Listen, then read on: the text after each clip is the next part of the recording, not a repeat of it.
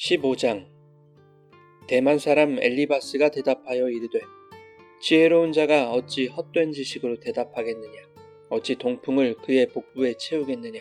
어찌 도움이 되지 아니하는 이야기 무익한 말로 변론하겠느냐. 참으로 내가 하나님을 경외하는 일을 그만두어 하나님 앞에 묵도하기를 그치게 하는구나. 내 죄악이 내 입을 가르치나니 내가 간사한 자의 혀를 좋아하는구나. 너를 정죄한 것은 내가 아니요 내 입이라. 내 입술이 내게 불리하게 증언하느니라. 네가 제일 먼저 난 사람이냐. 산들이 있기 전에 네가 출생하였느냐. 하나님의 오묘하심을 네가 들었느냐. 지혜를 홀로 가졌느냐. 네가 아는 것을 우리가 알지 못하는 것이 무엇이냐.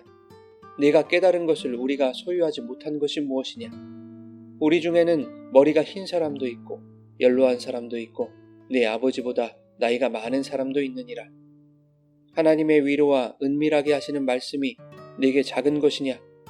어찌하여 내 마음에 불만스러워하며 내 눈을 번뜩거리며 내 영이 하나님께 분노를 터뜨리며 내 입을 놀리느냐. 사람이 어찌 깨끗하겠느냐. 여인에게서 난 자가 어찌 의롭겠느냐.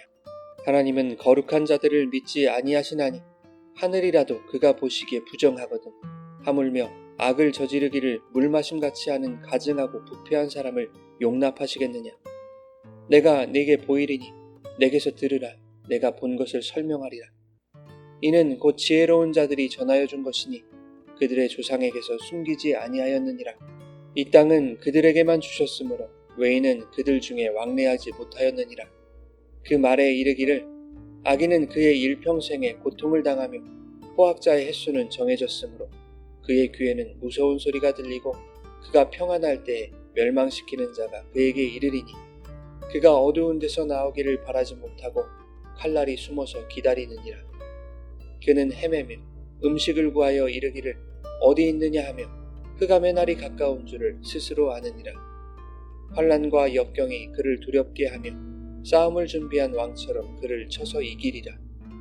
이는 그의 손을 들어 하나님을 대적하며 교만하여 전능자에게 힘을 과시하였음이니라.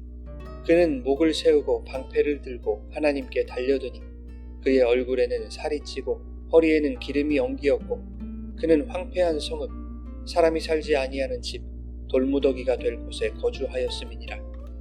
그는 부요하지 못하고 재산이 보존되지 못하고 그의 소유가 땅에서 증식되지 못할 것이라. 어두운 곳을 떠나지 못하리니 불꽃이 그의 가지를 말릴 것이라. 하나님의 입김으로 그가 불려가리라. 그가 스스로 속아 허무한 것을 믿지 아니할 것은 허무한 것이 그의 보응이 될 것임이라. 그의 날이 이르기 전에 그 일이 이루어질 것인즉 그의 가지가 푸르지 못하리니 포도 열매가 익기 전에 떨어짐 같고 감람꽃이 곧 떨어짐 같으리라. 경건하지 못한 무리는 자식을 낳지 못할 것이며 뇌물을 받는 자의 장막은 불탈 것이라. 그들은 재난을 잉태하고 죄악을 낳으며 그들의 뱃속에 속임을 준비하느니라. 여러분 좋은 아침입니다. 오늘도 말씀의 은혜가 여러분의 삶에 풍성히 임하기를 소망합니다. 12장부터 14장까지 욥은 친구들의 비난과 정죄에 대하여 강한 어조로 반박하면서 자신은 하나님과 변론할 것이니 너희의 말을 그치고 잠잠할 것을 촉구했습니다. 이에 엘리바스가 감정이 격해진 듯합니다. 하나님에 대한 욥의 무례하고 불경한 태도가 괘씸했던 것이겠지만 아마도 친구들의 말을 무시하는 것에 더 화가 났을 가능성이 큽니다. 엘리바스는 친구들 중에 가장 나이가 많은 사람으로 추정됩니다. 10절에 보면 우리 중에는 머리가 흰 사람도 있고 연로한 사람도 있고 내 아버지보다 나이가 많은 사람도 있다라고 말하고 있죠. 엘리바스 자신을 두고 한 말로 보입니다. 엘리바스가 화난 진짜 이유는 욥 너보다 신앙생활을 오래 해온 어른들의 지혜를 듣지 않고 오히려 입을 닫으라고 무례하게 대하는 것에 화가 났던 것입니다. 엘리바스는 2절부터 공격적으로 말합니다. 스스로 지혜롭다 하는 자가 어찌하여 궤변을 들어놓고 무익한 말로 다투기만 할 셈이냐. 4절에서는 욥이 하나님 경외를 그쳤다고 말하고 있습니다. 신앙을 버렸다는 것이죠. 세번역 성경은 이렇게 기록하고 있습니다. 정말 너야말로 하나님을 두려워하는 마음도 내던져버리고 하나님 앞에서 뉘우치며 기도하는 일조차도 팽개쳐버리는구나. 내 죄가 내 입을 부추겨서 그 혀로 간사한 말만 골라서 하게 한다. 그리고 7절부터 엘리바스는 자신의 지혜가 욥보다 더 우위에 있다는 것을 강조합니다. 네가 제일 먼저 난 사람이냐?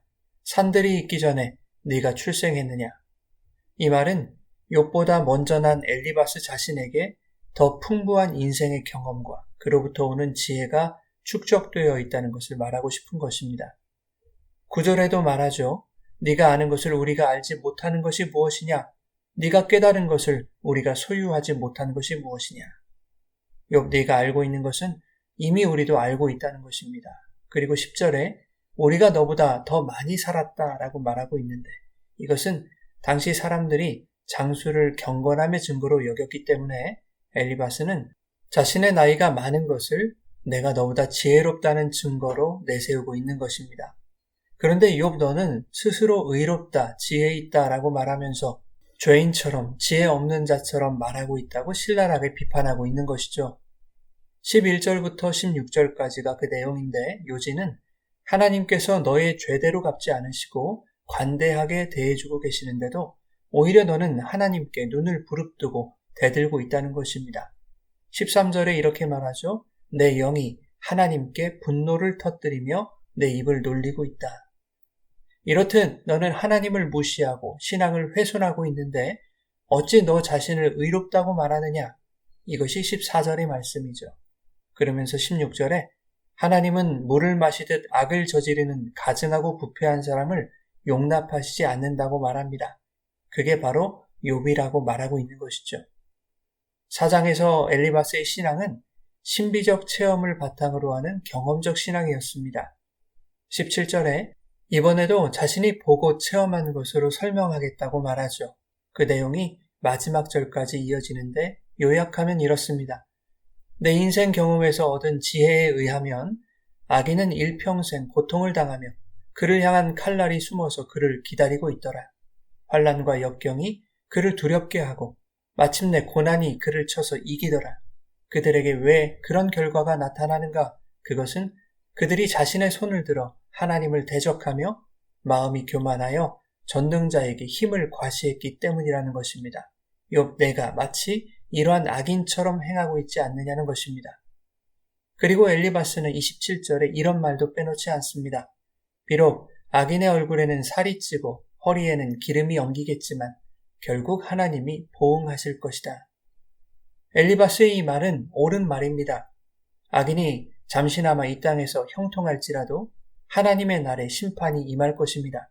그러나 이 말을 욥에게 하고 있다는 것은 욥 내가 이전에 풍족함과 번성을 누리고 살았던 것은 잠시 악인의 얼굴에 살이 찌고 형통했던 것에 불과하다는 것이고 결국 네가 당하는 지금의 고난이 너의 악인됨을 증명하고 있다는 것을 말하기 위함입니다. 너는 악인이었고 지금 너의 죄로 말미암아 하나님의 심판을 당하고 있는 것이다 라는 뜻이죠. 이것은 매우 잔인한 말입니다. 자신의 신앙적 신념과 기준에서 벗어나면 그것을 죄로 간주해버리는 엘리바스는 자신이 심판자의 위치에 있겠다는 것과 같습니다. 욥에게 모든 지혜를 홀로 가졌느냐라고 비난했던 엘리바스 아니었습니까? 그런데 자신이 하나님의 모든 지혜를 가진 것처럼 자신의 기준으로 욥이 하나님에 대한 신앙과 믿음의 근간을 훼손했다고 정죄하고 있는 것입니다. 그래서 하나님이 욥을 악하게 보실 것이라고 스스로 판단하고 있는 것이죠. 하지만 선악을 판단하는 주체는 하나님이시지 엘리바스가 될 수 없습니다. 선악과를 따먹고 눈이 밝아져서 선악 판단의 주체가 되고자 했던 아담의 죄가 엘리바스에게서 나타나고 있음을 볼 수 있습니다. 우리는 교회 안에서 종종 이 사람이 신앙을 훼손하고 있다고 판단하는 경우가 있습니다. 역경 속에 살아가는 삶의 무게와 깊은 한숨들, 그에게서 보이는 고난의 흔적들, 하나님을 향한 불만과 의심의 말들, 그리고 반항적인 행동들. 이것이 과연 신앙을 훼손하는 것일까? 이것이 과연 하나님을 경외하지 않는 증거일까? 하나님께 대들고 원망하고 온갖 질문으로 따지면 하나님을 모욕하는 것인가? 욥이 그랬습니다. 그러나 하나님은 욥기 1장에 그러한 욥에 대하여 그가 온전하고 정직하며 하나님을 경외하는 악에서 떠난 자다라고 못을 박으시고 욥기를 시작하고 있다는 것입니다. 누구에게나 고난이 닥칠 수 있습니다. 고난은 누구에게나 힘이 든 것입니다. 힘이 들 때 왜 나에게 이런 일이 있느냐고 묻는 것도 당연한 것이고, 힘이 드니 괴로워하며 원망을 표현하는 것도 당연한 것입니다. 이러한 감정을 숨기고 절망하지 않는 척 연기하는 것을 경외라고 말할 수 있겠습니까? 입술로 하나님을 원망하지 않고 하나님의 뜻이 뭔지 내가 다 알고 있는 것처럼 그렇게 지혜 있는 척하면 하나님을 경외하는 것이 될까요? 그렇지 않습니다. 그 모든 것이 하나님을 깊이 만나는 과정입니다. 하나님은 자신을 더 깊이 알아가게 하시려고 성도가 하나님을 원망하고 비난하고 대들며 의심스러운 질문을 늘어놓는 것까지 허용하신 것입니다. 그런데 오늘날 교회 안에서는 그러한 하나님의 허용과 넓으신 아량을 신앙을 훼손하는 것으로 여기고 죄를 짓는 것으로 규정해버린 것입니다. 그래서 수많은 신자들이 교회 안에서 자신의 솔직한 감정을 감추고 하나님에 대한 막연한 두려움 속에 종교생활을 하는 것이죠.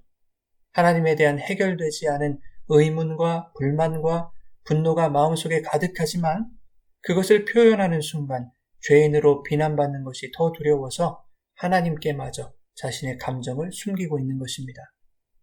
사람에게는 숨길 수 있어도 하나님께는 숨길 수 없습니다. 하나님께 솔직하지 않는 자는 결코 하나님을 만날 수 없습니다. 하나님께 자신을 숨기려는 자는 결코 하나님을 깊이 알아갈 수 없을 것입니다. 오늘 우리에게 하나님을 더욱 깊이 만날 수 있는 정직한 영으로 새롭게 되는 은혜가 부어지기를 예수님의 이름으로 축원합니다.